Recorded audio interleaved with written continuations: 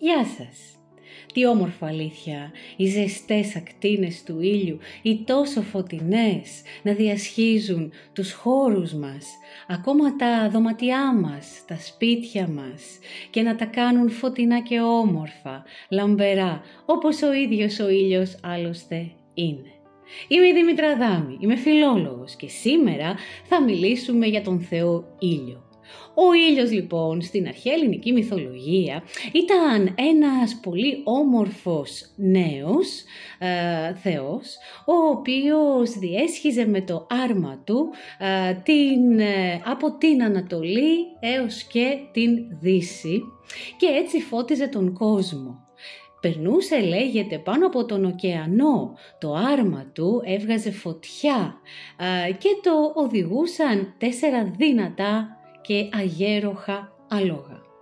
Όταν ο ήλιος έφτανε μέχρι και την Δύση, έχοντας διασχίσει τον ωκεανό, έπρεπε να επιστρέψει, να γυρίσει πίσω και λέγεται με βάση κάποιες εκδοχές του μύθου ότι επέστρεφε πίσω με τη βάρκα του πίσω στην Ανατολή, ώστε την επόμενη μέρα να υπεύσει και πάλι το άρμα του και να διασχίσει ξανά τον ωκεανό, ώστε να φτάσει ξανά στην Δύση.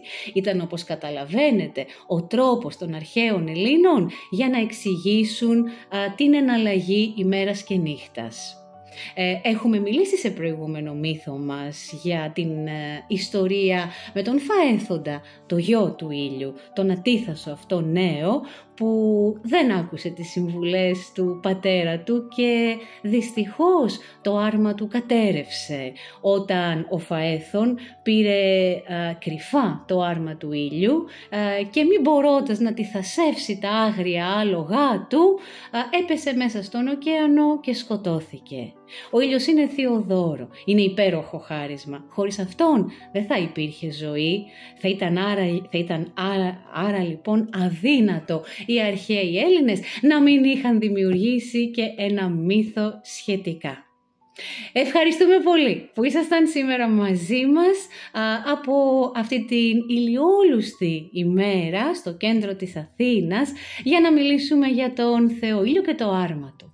Αν ο μύθος μας σας άρεσε, ξέρετε πια τι να κάνετε.